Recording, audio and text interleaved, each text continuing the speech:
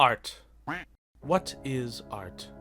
If you were a nerd, and you are if you're not subscribed by the way, then you would answer with the Webster's definition, which states, art is the expression or application of human creative skills and imagination, and a bunch of other boring words. But, if you were to ask me, who's not a nerd, what art is, I'd say, art is a versatile way of complaining. Truly, all art is an overcomplicated way of moaning and whining about something. Don't believe me? Think about your favorite movie. For example, we'll discuss Gore Verbinski's hit movie Pirates of the Caribbean: Curse of the Black Pearl. While at its roots, people see this as a fun blockbuster with little to say.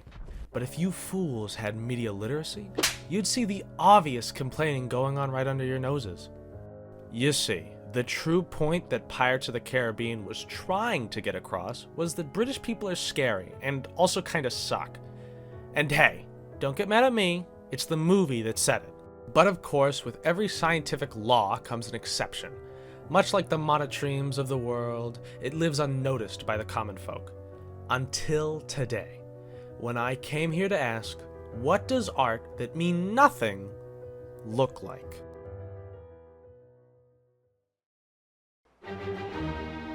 Placid, Plastic, Duck Simulator. Placid Plastic Duck Simulator is a game with an overwhelmingly positive review on Steam, and you'll understand why when I show you the gameplay.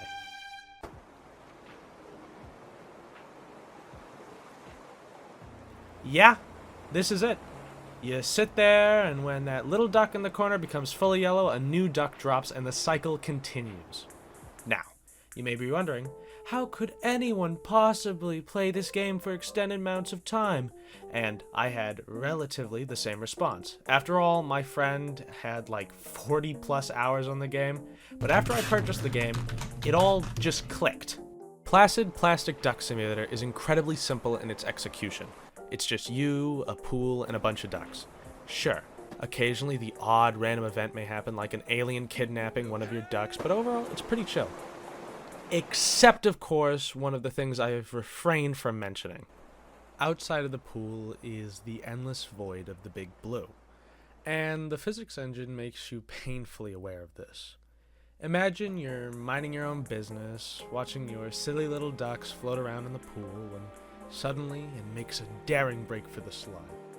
If it is prosperous, it will land in the pool below. But if you're unlucky, well, I'll just let you see for yourself.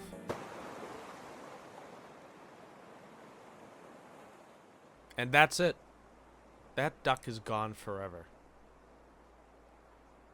Until, of course, you reload the save file. Then the duck will be back to possibly repeat the process. Especially if he's like little Timmy. That boy ain't right. See, this is where the drama comes in. Each duck has a special ability which can genuinely help maintain its survival. Some are defensive and some are offensive. Of course, there are also ducks that don't really have any stratagem. Like this little goober. Look at him. Nothing's going on in that little noggin of his. Gracefully thoughtless. These abilities can obviously create problems for any of your Placid pals. The most dangerous of which is this guy. The amount of ducks I've seen slaughtered by his hands are numerous. His gaze as unforgiving as his water hose weapon. And that's where the conflict is brought up, which is what makes the DLC so compelling. In the DLC, they add new ducks and new maps. And while the new ducks are cool, the maps are what really shaking things up. In the first map, things work like I told you. Ducks go down the slide, sometimes they die, sometimes they don't. But in the second map, Quaking the Ice, the slide is significantly less dangerous. Instead, what lies at the bottom is the thing you should be worrying about. It's a little robot, and it hates ducks. And it'll shove them off onto a nice little skyliner. Oh, that's actually not too bad. Yeah, the DLC is a lot more chill. Even though your ducks can still fall into the void, it's not only a lot harder, but sometimes they may even end up in a little campsite over yonder. Despite how chill it is, I still enjoy seeing which ducks the robot will be able to get and which ones escape its clutches. The first DLC map makes a lot of changes from the original, but they are all for the better. From the risk of duck death rates being lowered without taking the drama from the original out. Added with the personal bias I have towards snow-themed anything, and I think it's safe to say it's a vast improvement on the OG map. Now, to close off, we're going to discuss the second DLC map, Hippospace Download. What does that mean? I don't know. Who cares?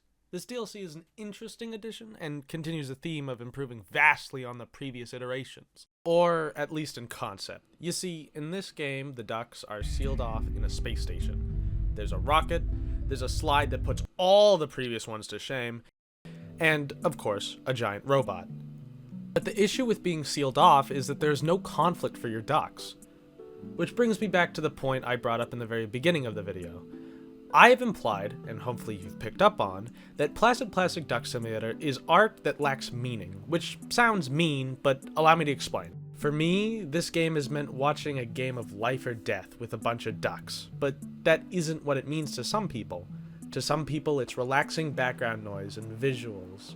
For some, it's the simple idea of collecting ducks.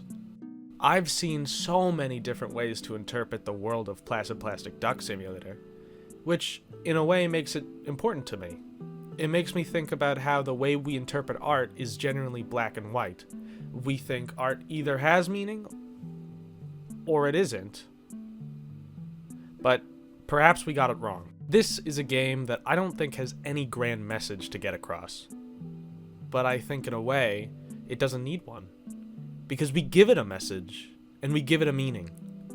To put it into douchebag metaphor terms, the game is like clay rather than a carved statue, a piece of art genuinely made to appeal to anyone. And not because it's trying to, but rather that the beholder is left with a way to make it theirs.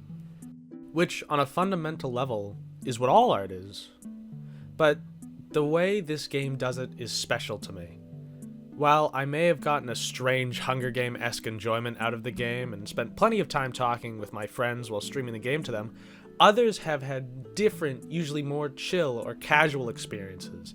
And to see such a consistent difference in experience between players is really cool, especially for such a simple concept. So even if my death game didn't sound interesting to you, I'd recommend Placid Plastic Duck Simulator, because I'm sure you get something special out of it.